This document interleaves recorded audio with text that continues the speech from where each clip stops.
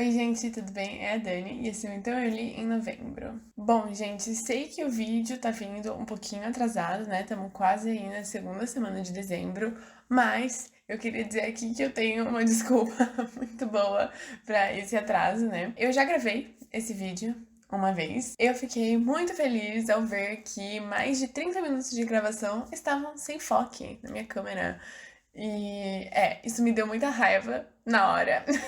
E aí eu falei, eu não vou mais gravar esse vídeo, tô de saco cheio, porque foram muitos minutos desperdiçados numa gravação sem foco. Aí agora eu decidi gravar de novo, dar uma segunda chance para esse vídeo. Então aqui estou eu. Vou tentar ser bem mais sucinta. Eu não queria que tivesse assistido 40, 50 minutos do vídeo. Então eu vou tentar aqui ficar abaixo de 20. Acho que vai ser difícil, mas muitos dos livros que eu li em novembro eu acabei já falando sobre eles aqui no canal. Então, acho que ao menos isso vai me dar uma ajudinha aí em relação ao tempo.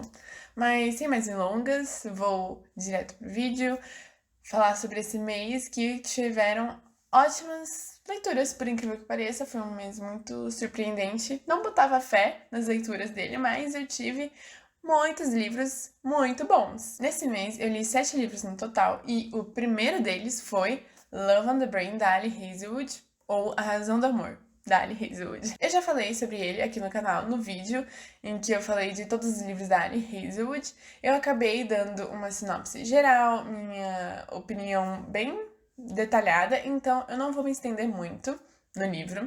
Eu só queria dizer que foi uma leitura muito boa, muito agradável. Eu li em um dia. Eu sentei lá pelas 2 da tarde e terminei, tipo, 8 da noite, assim, sem parar de ler. Foi um livro muito bom. Ele é longuinho, acho que dá pra perceber, tem, tipo, 400 páginas, mas ainda assim é rapidinho de ler, gente, de verdade. É um inglês fácil, mediano, então fica a dica aí pra você que quer um livro mediano em inglês, tá aqui. Eu achei que a autora evoluiu muito em relação à história em si, né? Ela conseguiu falar de assuntos um pouco mais pesados do que A Hipótese do Amor, que é o outro livro dela, né? O outro livro grande, né, dela. Eu acho que ela também evoluiu bastante na escrita dela. A única coisa que eu acho que esse daqui acabou sendo um pouquinho pior que A Hipótese do Amor é em relação aos protagonistas. Não em relação ao Levi, que é o protagonista masculino, né? Ele tava, tipo... Ele foi super ótimo, super incrível. Ele é bem parecido com o Adam, da Hipótese do Amor, mas não ligo muito pra isso. Eu gosto do estilinho do Adam barra do Levi, então assim, sem problemas. O problema mesmo foi com a protagonista feminina, a Bee, que nem eu falei no outro vídeo, né? Ela acaba sendo um pouco tapada pra certas situações e isso irrita um pouco. Teve muita gente que odiou o livro por causa dela.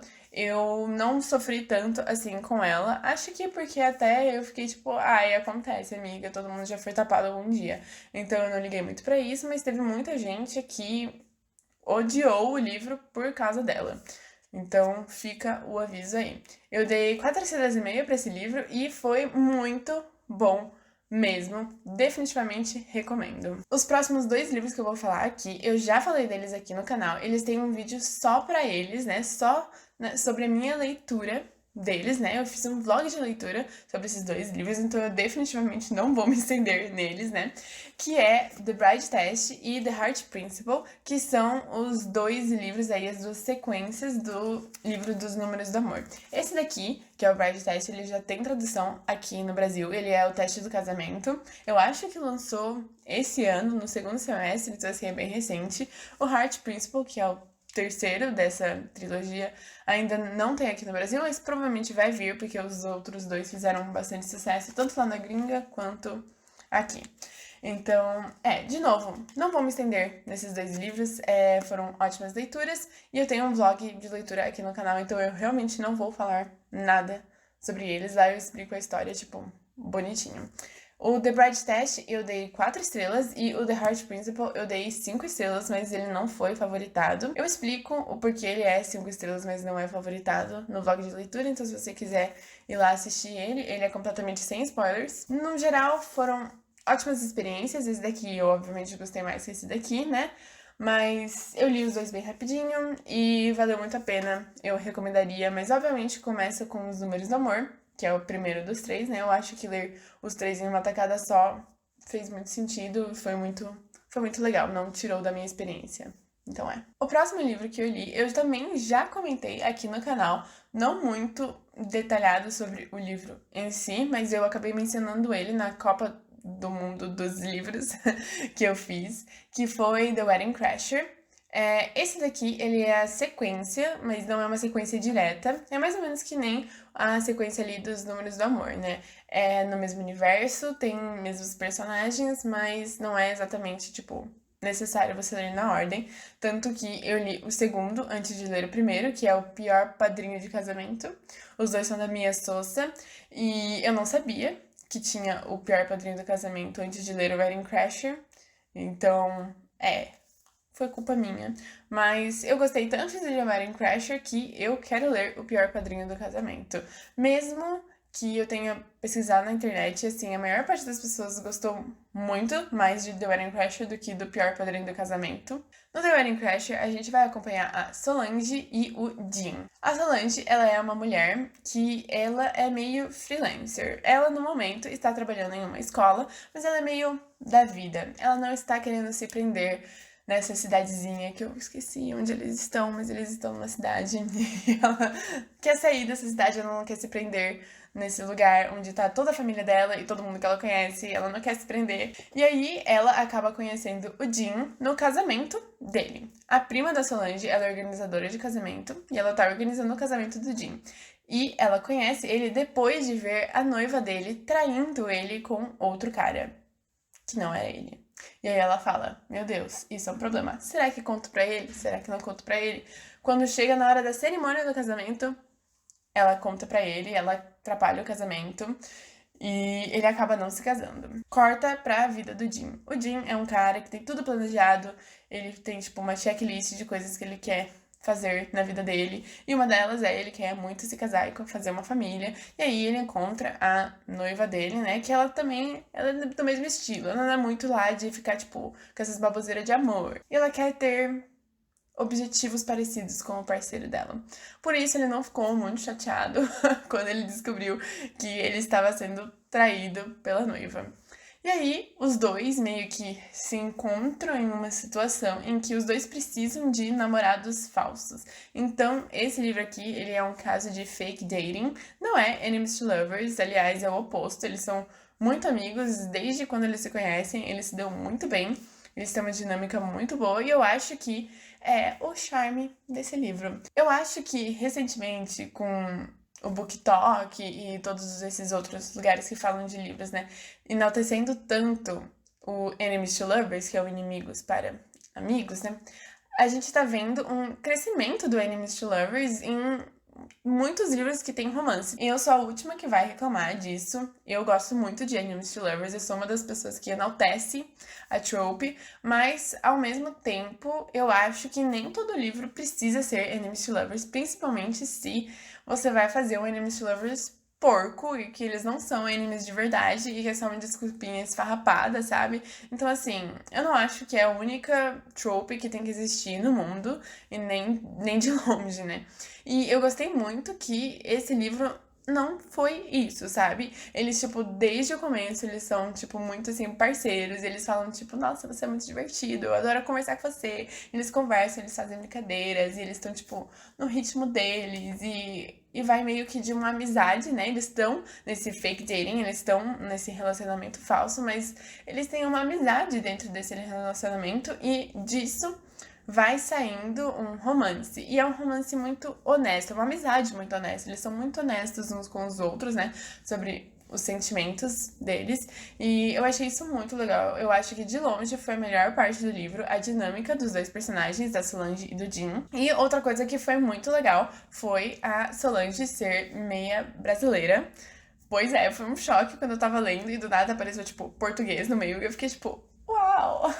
E assim, gente, é muito divertido a família da Solange. Eu realmente acho que A autora ela é meia brasileira também, então eu acho que ela trouxe essa cultura brasileira muito bem pro livro, que é tipo essa família grande e barulhenta e tipo muito drama, e eu adoro. E o livro tem muito drama, mas não entre os dois personagens, sabe? E tipo, eu gostei disso. Eu achei que o conflito deles ali, né, do terceiro ato, que é o conflito do final, que tem uma briga, os dois se separam. Eu achei que foi muito, sabe, botou credibilidade no livro. Eu não acho que foi muito fora dos personagens agirem daquele jeito. E eu acho que teve uma resolução muito boa pra esse conflito. E, no geral, eu gostei muito. Eu acabei dando 4 estrelas. Então, pode parecer que não é tudo lá que eu falei, mas realmente é muito bom, de verdade. Se você consegue ler aí um inglês mediano, mais pro fácil, eu recomendo ler The Wedding Crashers. Eu não consigo falar, né, sobre o primeiro livro, né, dessa sequência, porque eu não li. Mas, assim, o segundo é muito bom. Não faz diferença você ler o primeiro ou não, porque eu entendi tudo direitinho. E eu acho que vale a pena. Tem uma dinâmica muito legal. É um romance muito fofo. Tem hots. E, assim, acho que é uma boa investida de tempo. É um livro bem longo, mas eu consegui ler em, tipo, um dia, porque simplesmente a leitura flui, sabe? Eu gostei muito da escrita da Mia Souza e vou estar de olho nos próximos livros dela, porque eu acho que O Pior Padrinho de Casamento foi o primeiro livro dela, então esse é o segundo. Então, e eu acho que ela tá muito bem pro segundo livro dela. Então, The Wedding Crasher foi uma ótima experiência, um ótimo livro, recomendo. E agora, saindo desse ótimo livro, que foi uma ótima experiência, a gente vai para um livro que não foi tão bom assim, que é a sequência da Sociedade de Atlas, que é The Atlas Paradox. Ainda não saiu no Brasil, mas imagino que a tradução seja tipo o Paradoxo de Atlas. E assim, é um lançamento muito recente. Ele lançou dia 25 de outubro. E a Sociedade de Atlas, para vocês que assistiram, né, meu Lidos em Outubro, vocês sabem que eu amei a Sociedade de Atlas. Foi um dos meus livros preferidos de outubro. E foi bem diferente das fantasias que eu tava acostumada a ler. E eu tava muito animada pro The Atlas Paradox, porque eu li bem perto do lançamento dele, então eu tava, tipo, muito hypada. E foi uma grande decepção. Eu não consigo explicar pra vocês, né, a sinopse, porque senão vai ser muito spoiler da Sociedade de Atlas. Então, assim, eu vou ter que ser meio vaga na minha explicação. Mas, assim, a gente tem dois núcleos na história, né? Um é de uma personagem que tá meio, tipo, isolada dos outros. E aí a gente tem o núcleo ali dos outros personagens. Os outros 5, né? Porque são 6 personagens. E aí, uma delas tá num canto e os outros 5 estão aqui. Então, assim, temos esses dois núcleos. E, obviamente, como são pontos de vista alternados, né, entre os 6, acaba que essa personagem aqui que tá sozinha, ela vai ter menos pontos de vista, né, esse núcleo. Porque, tipo, aqui são 5 pontos de vista nesse núcleo e aqui é só um. Mas, tipo, é muito triste isso, porque esse núcleo aqui é definitivamente o mais legal e é de longe o único em que algo estava acontecendo. Porque eu acho que o maior problema com esse livro foi que, tipo assim, tá, o primeiro livro, ele não teve muito plot, não teve muito enredo. Foi mais, tipo, conhecendo os personagens e relações e dinâmicas e estou entendendo meus poderes e entendendo a sociedade, como funciona tudo isso. E, tipo, ok, é um primeiro livro, você tá, tipo, introduzindo o mundo. E eu, tipo, sinceramente, a dinâmica entre os personagens tava fazendo tudo valer a pena, sabe? Tipo, são dinâmicas complexas, relações complexas. E eu fiquei, tipo, personagens complexos. E eu estava adorando. Aí, você chega na sequência de um livro desse e você vai procurar algum tipo de enredo, né? Porque, tipo, não adianta ser só uma história sobre, tipo, pessoas existindo. Claro, dá pra ser, mas ao mesmo tempo um tiquinho de enredo tem que ter. E o segundo livro é o melhor momento pra você fazer isso, se você não queria fazer no primeiro. E não aconteceu. Eu senti que, tipo, a gente ficou andando em círculos. E mesmo os 5 personagens ali que estavam no mesmo núcleo, estando, tipo, juntos, eu senti que eles nem interagiam um com os outros e, tipo, nada acontecia entre eles e parecia que eles não se falavam. E toda aquela dinâmica que a gente teve no primeiro livro, né, toda a dinâmica de grupo mesmo, meio que, tipo, deixou de existir. E isso foi extremamente frustrante, porque era, de longe, a melhor parte do livro. Então, tipo, a autora chegou, pegou a melhor parte do livro, tirou e não colocou nada pra meio que substituir. Então, assim, ficou meio que um buraco no livro. Passou, tipo, um ano durante o livro inteiro e eu nem senti isso. Tipo, eu nem senti essa passagem de tempo, porque, tipo, ficou na mesmice. E simplesmente foi uma decepção. Eu tava esperando muito mais esse livro, principalmente depois de quão bom foi o primeiro livro.